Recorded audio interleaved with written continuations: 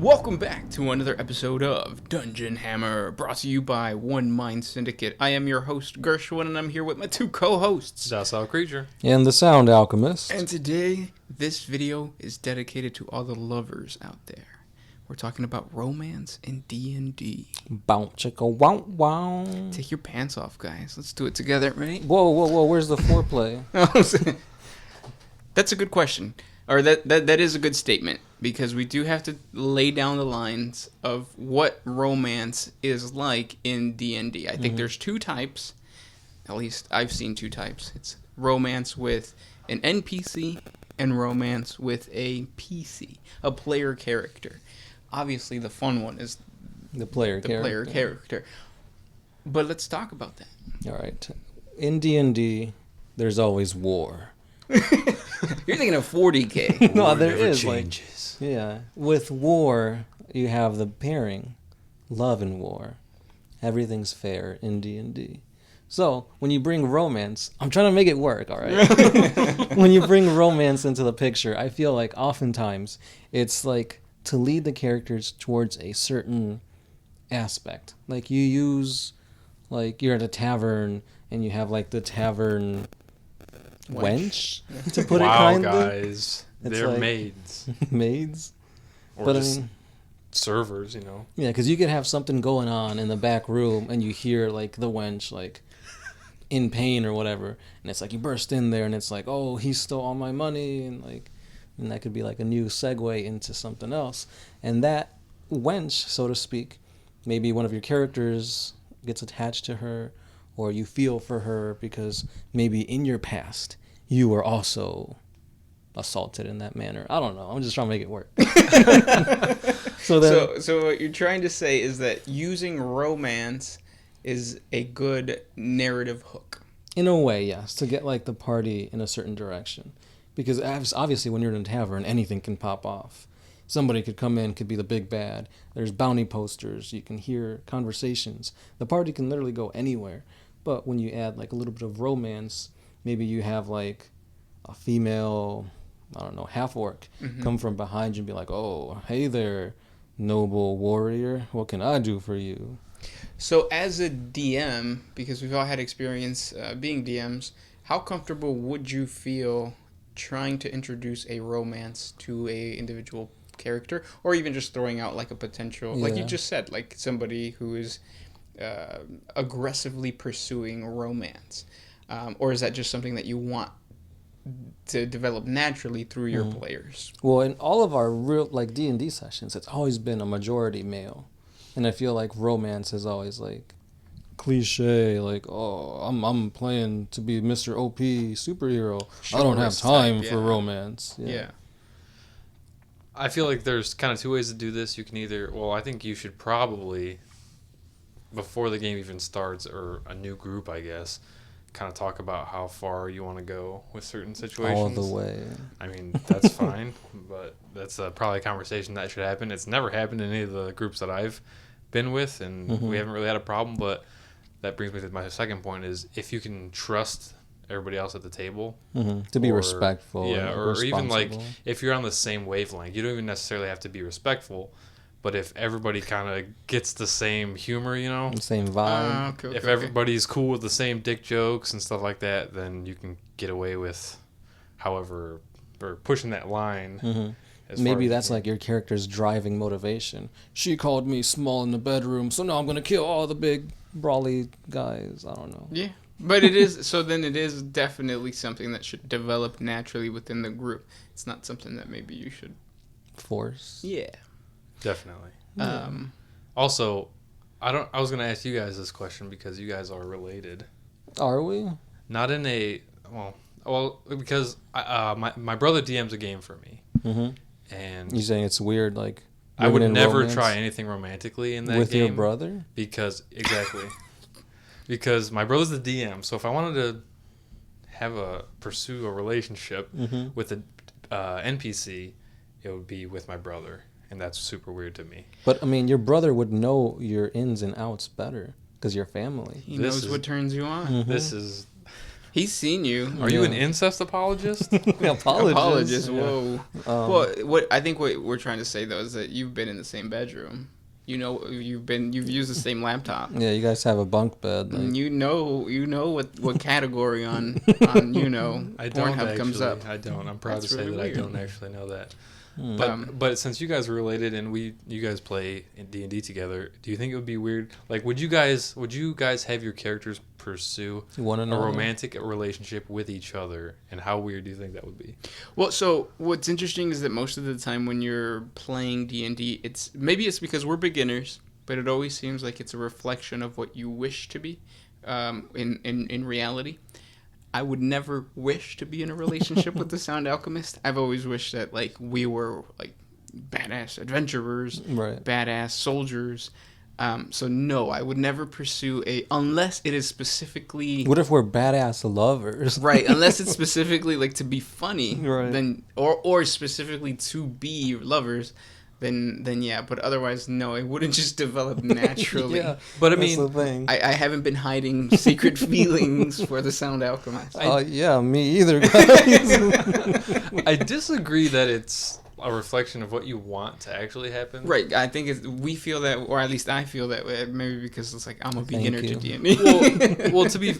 Maybe I'm about to out you right now, but in the last campaign, you had a romantic relationship with another person at the table. but he was playing a woman. Yeah, Okay, but I mean, I'm not going to assume. But did Yeah. you want to? Is that a reflection of real life? Yeah. What made you say, yeah, I'm gonna pursue this relationship? so in that situation, it was because he was playing a very promiscuous person. So exactly. like- But it's not like you had feelings that you wanted this to be a real life thing. No, but there is like real life emotions of like, yeah, I wish I could be that player. You know, like okay, if somebody's gonna throw out their ass at me, I'm gonna catch it. Yeah. And I think It's that's what that roleplay. was. Call me Ash Ketchum. But I think that's what that Ass was. Ketchum. You got there in the end. Because there is still some of you existing within Your character. character. Because I feel that's the same no matter what player you are. But let's say you were playing heterosexual characters. You were playing a male character, Gersh. You were playing a female character, Sound Alchemist. Cisgendered female? Sure. What are my pronouns? And you guys, He ignored it. either one of your characters is a little promiscuous. Mm-hmm. Yeah. What do you think it would be weird to pursue a relationship? Yeah, I feel like even like if it was me and I was like making little like promiscuous jabs and like hints, I still feel like it'd be harder for you to say yes because it's me. Even if it's like character driven. Yeah, but again, because there's a little bit of you within the character, and like we don't have that incestuous. What is it? Incestuous nature. So, yeah. Does that answer the question? It does. It does answer Yeah. the So question. the player, not the actual character, but the player does play a role in that. Yeah. For Gersh specifically. And again, because I think I'm a beginner and like I'm new to role playing. Yeah, it's harder at for the you to table. differentiate yourself from your character. Yeah, Makes sense. It's very hard. And if I don't, I usually get quiet, which but yeah. What about you? I mean, you seem to be the long-standing player. So, is it easier for you to do that, or to like put yourself away from your character and what decisions that character would do, regardless of what your personal feelings are? Like I said, I would never. If my brother was DMing, I don't even think if my brother was at the table. We just don't have that like relationship that we talk about, that kind of stuff. So I don't think I would do that. But if I, It'd be worse if it was your mom, right? yeah, absolutely. But for some reason, I have this thing in my head where NPC, like if I'm pursuing a relationship with an NPC, it's easier than with a PC, even though they're both controlled by people at the table. I don't know why that is, but That's weird.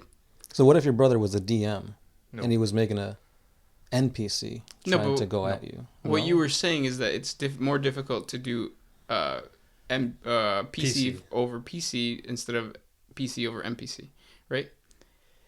It's more difficult, like to Player character to player character. Yes, that's more difficult for me. That's what it just said. Okay. Yeah. Because That's you interesting. feel But, because go ahead. No, go ahead. No. I was saying, is it because you know it's not an actual like person making those things, and it's more I like think so. DM or story driven? Yeah, it's more of like a.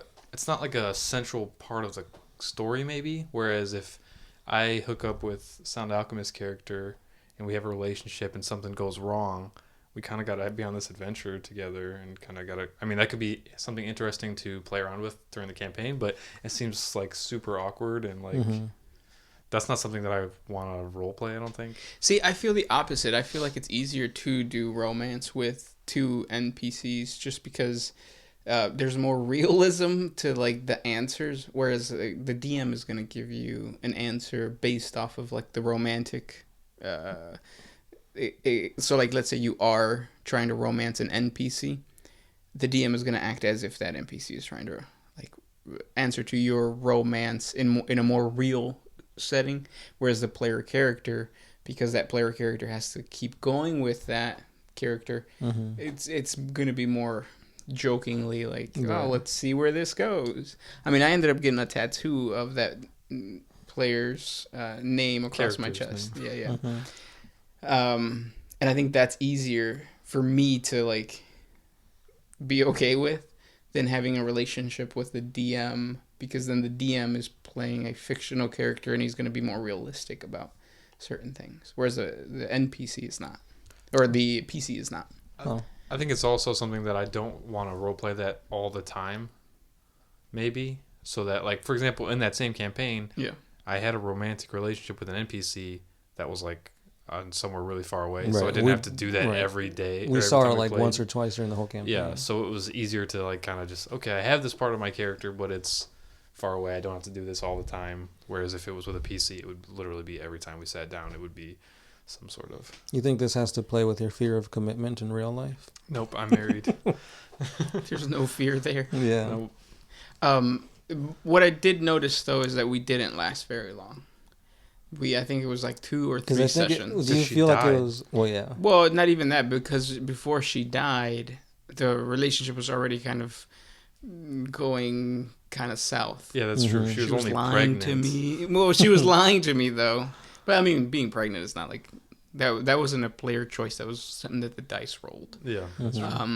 And I think NPC and a PC relationship is going to last longer than a 2 PCs. Yeah, it can be more like a fling, and just for what I said, like, so you don't have to do that every session. Like, it's like, oh, we did this short thing for a while. I feel like it's more of a gimmick than anything. Yeah. Going on what you said about the dice, how do you feel about like mechanics in romance in D&D? Would you use them? Would you go in depth? Would you not use them? I really liked it. I liked what RDM did, where he gave us a percentage of like, oh, well, you might get this person pregnant. Pregnancy test. That was really good. I don't think that I don't think he did like her trying to deceive me type of scenarios. I think it should boil down to like, was that something convincing enough for your character to believe, and don't leave it up to the dice. But when it comes to certain things like pregnancy and STDs, I think leaving it up to the dice is kind of cool. It's funny. It's interesting because it's like, I wonder what the child would be of like a half. What was it? I think I was a Triton. Triton and an Asimar. Yeah. So that'd be kind of cool. Like a holy... the cool thing about that campaign was the DM, like, said any race can mix. Yeah. Which is not usually true. So there actually would have been some weird fish angel baby. That would have been dope. Yeah, coming up with stats and rules for that would be pretty interesting. Yep. But she died shortly after. And not a tear was shed. No. Not for the woman or the baby. Or the baby, yeah, that is true. But like the rest of the party was just kind of like, eh. I think it was a session thing though. But yeah.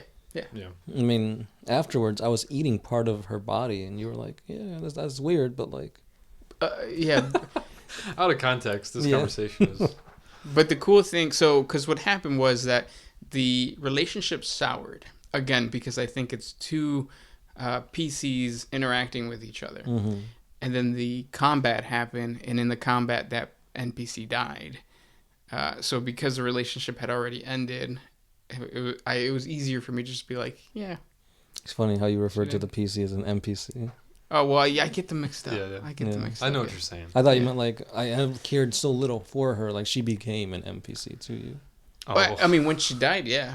Afterwards, so like because your character approached me and said, "Hey, I'm gonna eat the eyes of the person that you had relationships with, or were in a romance with."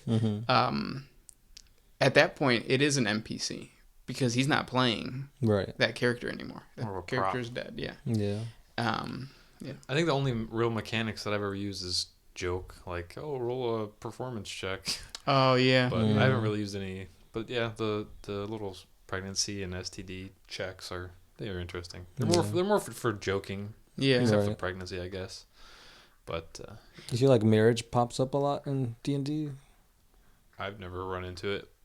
One thing that I've seen with when I watch like gameplay for other sessions is that using marriage as a motivation to do certain narrative hooks is really, really good. So like saying like, well, you already have an established relationship with this NPC, or you develop this relationship with an NPC. Now in your heart, you need to protect them, and it's a perfect narrative hook. So you can use romance to push an individual character's Right. You could even change the whole dynamic of a nation. Maybe you marry into like the crown, and now you're royalty. You're doing a whole. Think about all like the kind of stories that happen because of just a relationship gone bad or a forbidden love, kind of like the Troy, like the. Yep. That's all because of a relationship. The Witcher.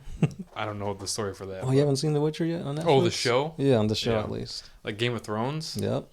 That's all because of like forbidden love and Romeo and Juliet. yep, classic.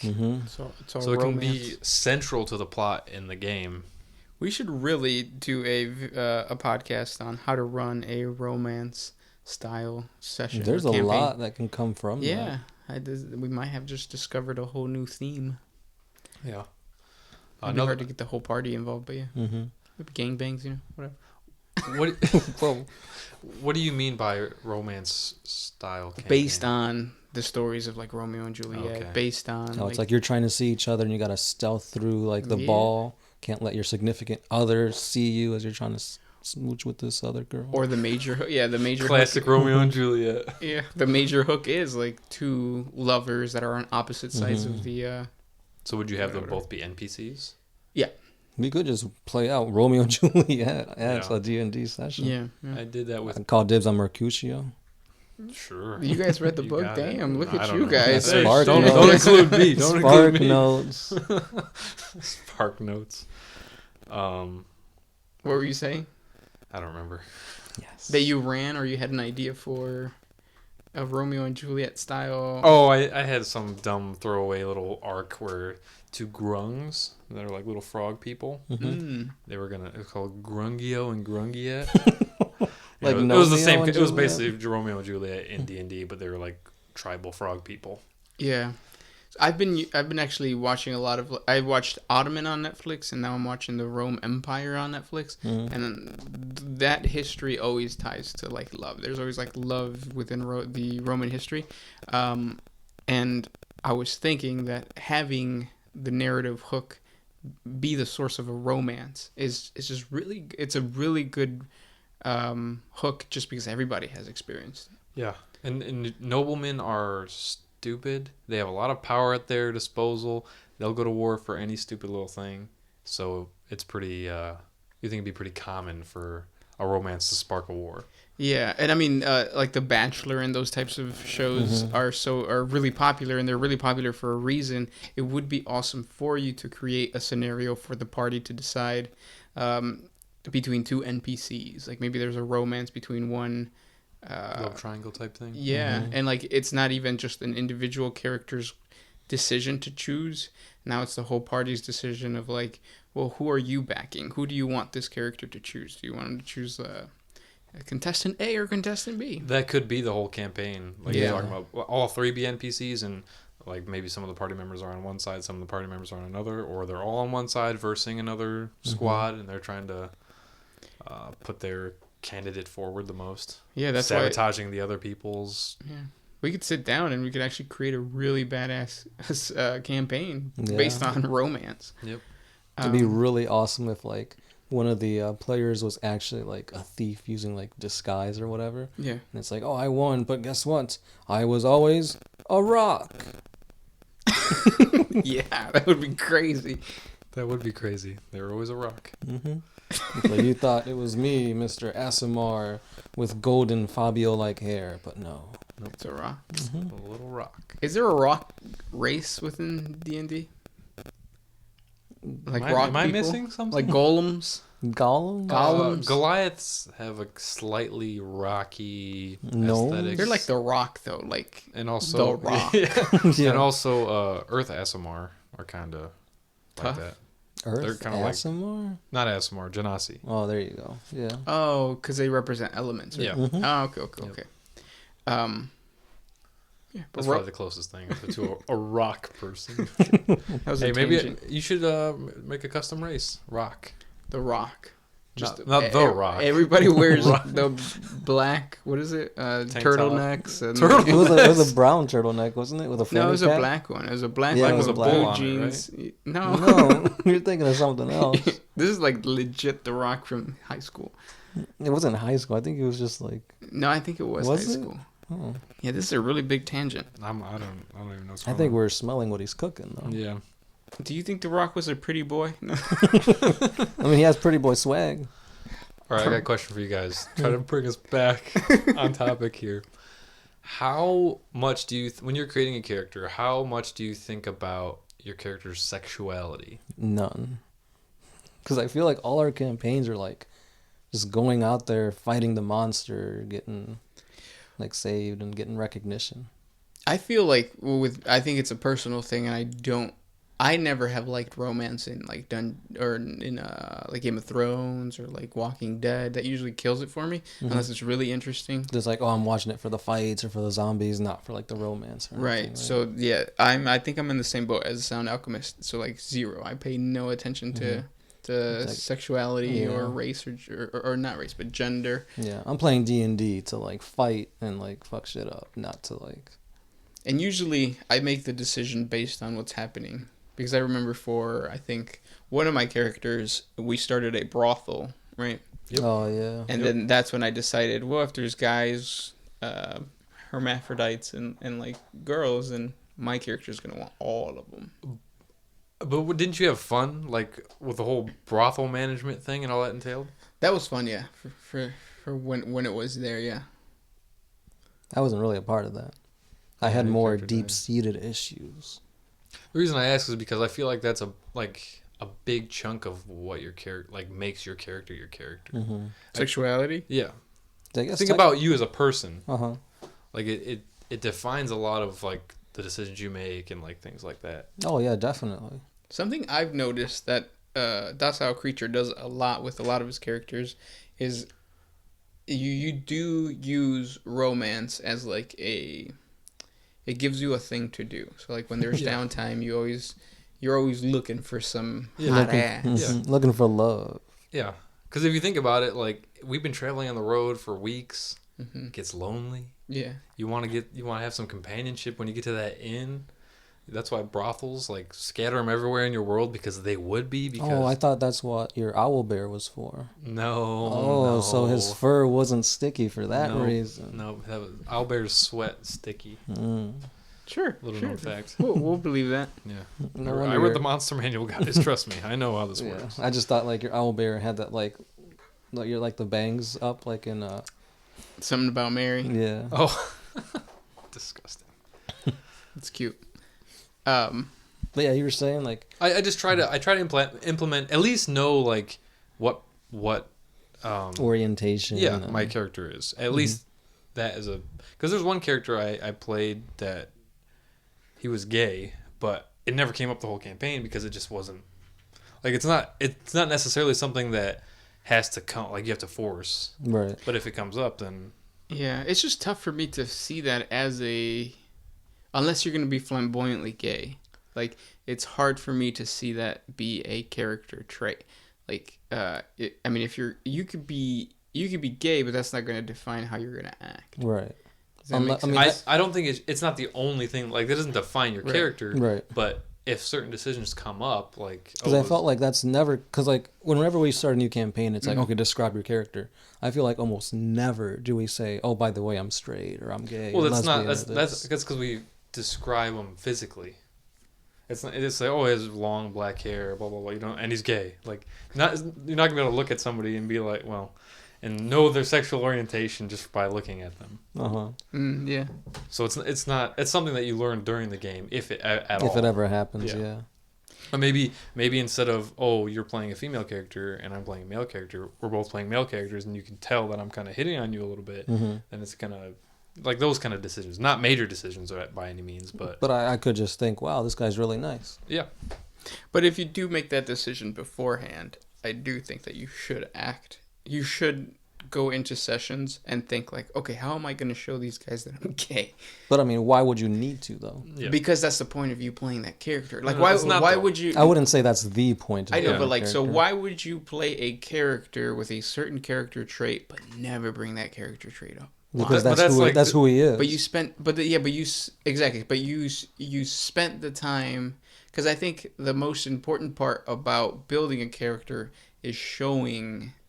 What if that's not like a major thing? How often do you explain that your character is straight? Right.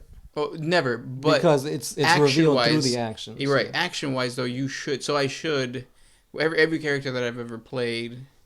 Well, because I'm not that type of person that like creates beforehand. But like, I think if you do create a character before you even play him, and you do decide like, okay, he's gonna be gay or straight, then you should be ready to showcase that action on the tabletop, and you should look for that opportunity to showcase the fact that, oh, I'm gay. Yeah. So I get that, but what if I told you now, if Alar was gay, never came up, his whole story was done, and he died, and that never came up.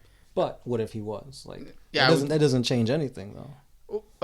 Yes, because it's a missed opportunity though. It's like, oh, you had the ability to have character development or throw out character ideals, but you never did. Because I felt like what was going on with his story, his turmoil, was more pressing than him letting you know I'm gay, or like pointing things in that way. Yeah, but it's still the same thing. Like, I feel like it's a missed opportunity, because if you took the time to develop that part of the character's background, showcase it. But it doesn't necessarily have to be that overt. Right. Like, if I flesh out a whole character, different things will influence my decisions, whether or not I blatantly come out and say that, oh, my character favorite color is blue. But I don't have to go and say, oh, this is a blue shirt. I want that blue shirt so bad because that's my favorite color. Right. Yeah, but like being gay and liking blue, I think, are in two different. Like, obviously, being gay is bigger. It's going to be more impactful in a person's life than liking blue. Because if you like blue, you're going to buy blue shirts, maybe buy a blue car. Maybe. Right. That's what still impacts your life, because it's like, oh, I bought this blue car. It was used. I should have got the new car. Like, all my magic spells are blue. Yeah, but buying a blue car and fucking a dude, if you're a dude, is not gonna. They're different. It's not the same impact in a person's life. If you go up to the dude, like, I don't even know what color your car is, because that's not something that I really care about. But why would you care about what he likes if it's not really important? Yeah, if I find out you have a husband about my sexual preferences, if I find out you have a husband, this is way like, what the heck? I have. But that's the point, though. I think that there's different spectrums of like character background. If you're gonna take the time to do something as significant as like your sexuality, I think that's where we disagree, is that we don't think it's as significant. I don't think it's as significant as what you're saying. Well, I think you're also. I think you think that every session I'm going to be trying to fuck a dude if I'm going to be gay, and that's not what I mean. Yeah, I get that. But if you're straight, are you going to be thinking every session, oh, I want to get with the next, girl, well, that's what Docile Creature has done. Every opportunity for you to have downtime. What have you done? To be fair, it's only been 2 sessions. Well, but still, you've tried to. Yes, you chased tail, right? That is a decision about that character, though. Yeah. Not necessarily all my characters are like that. Yeah. That was a decision specifically for that character. I just don't think that when you're building, this is cool because we're talking about building backstory to like Implementing PC. romance to your players or your characters. And it's actually going to tie into like what we're going to talk about next week. So subscribe to the channel because we're going to be talking about creating NPCs. But when you're creating a certain character within a universe, you have to hit the key points, the important points. Mm-hmm. And sexuality, I think it is an important point if you want to make it. An important point. So, creating that and then not ever mentioning it, I think is just a lost opportunity. That's all I'm saying. I agree with what you're saying in the terms if you're looking back at a whole campaign and it never comes up, then I agree. Yeah. It should be something that you're trying to like say, okay, now's my chance. I'm gay. Or now's my chance. I'm straight. Yeah. But over a whole campaign, if it never comes up, I don't think you're missing out on that much. Right. But sure, it's a character decision that you made that never came up in game. And it also depends on the type of player that you are. If you're more into role playing, then obviously you want to showcase that because then if there's so many role playing opportunities for you with NPCs and PCs. Right. And that's the thing about role playing. You can do anything you want. Yeah, but if try out different things. If you're not that type of person, if you're just there for adventures, then I don't think that person would even think about their character's sexuality, honestly. I don't think a lot of players do. Yeah. But I think that it's important enough, like you said, it's a really important part of your character that it deserves a little bit of thought. Right. At the very least. And obviously there's more than just gay and straight. Right. There's a lot of stuff in between.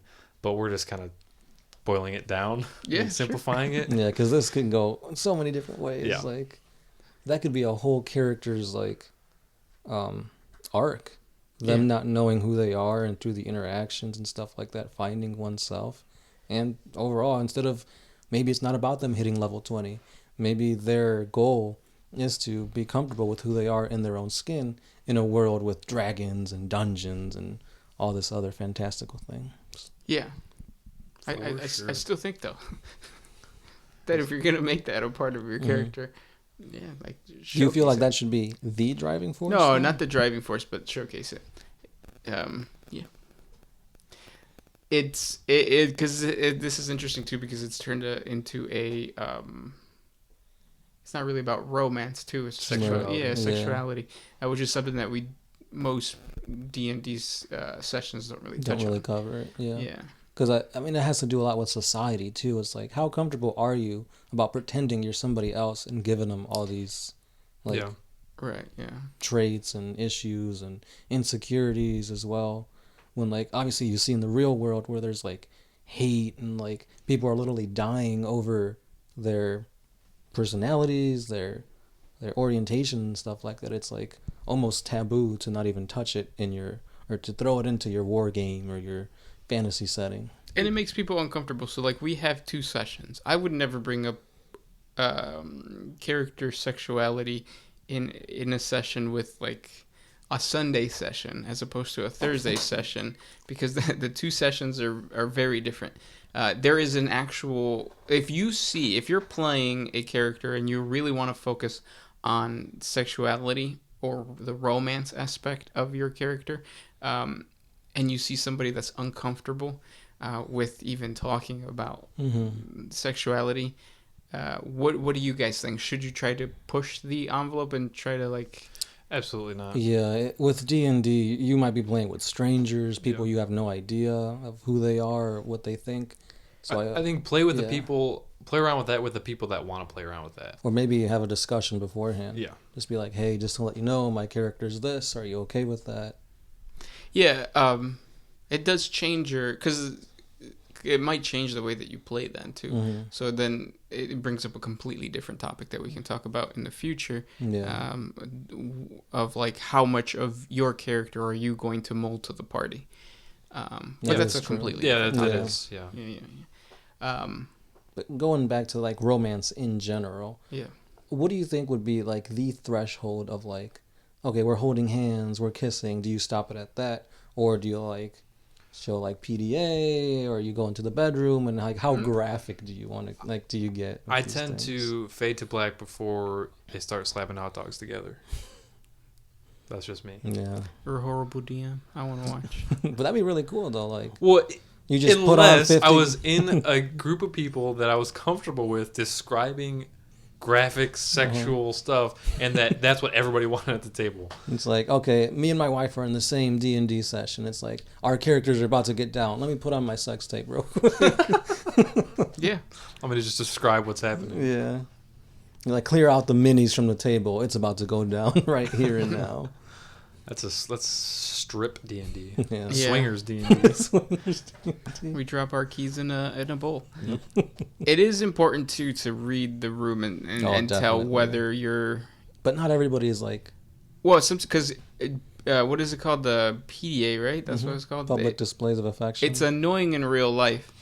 Showcasing it on the tabletop over and over and over again would be kind of annoying. Right. So that's why it's important to find those key events or key moments to be like, oh, I want to showcase my romance with this individual.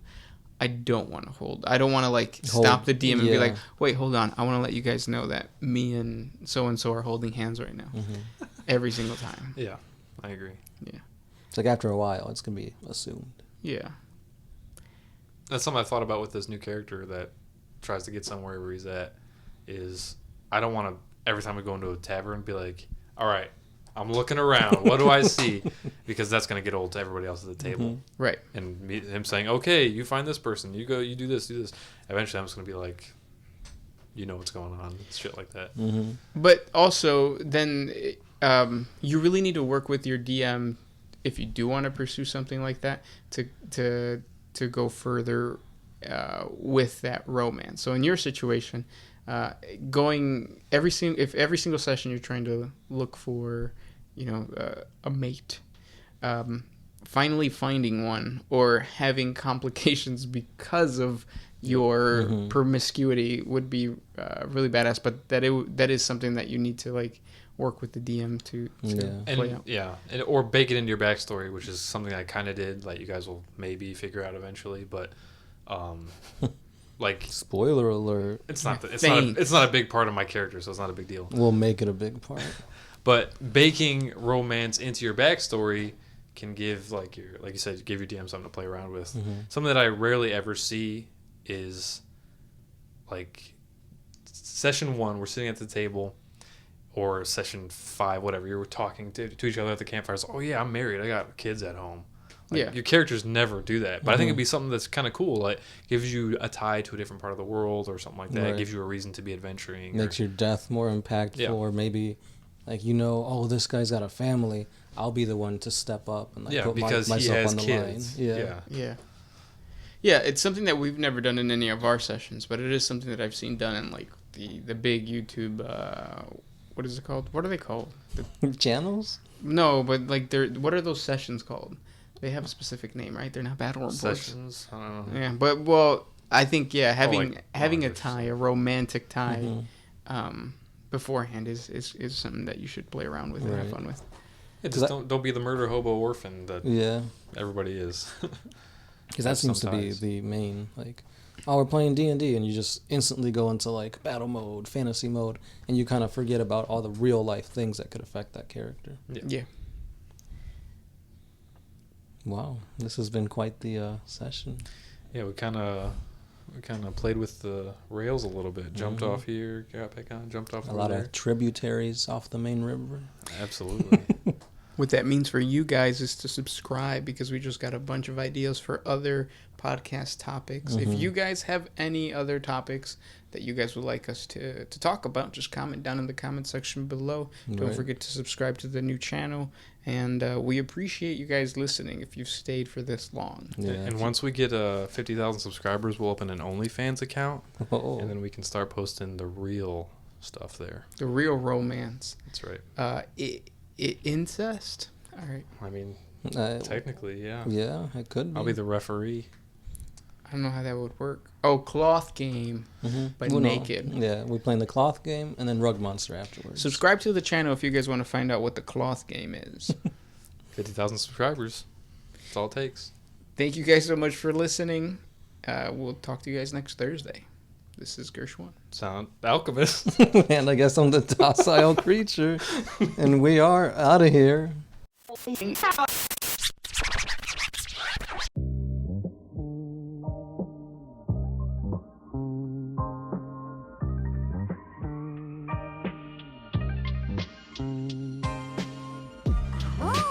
to put my freedom first in any situation.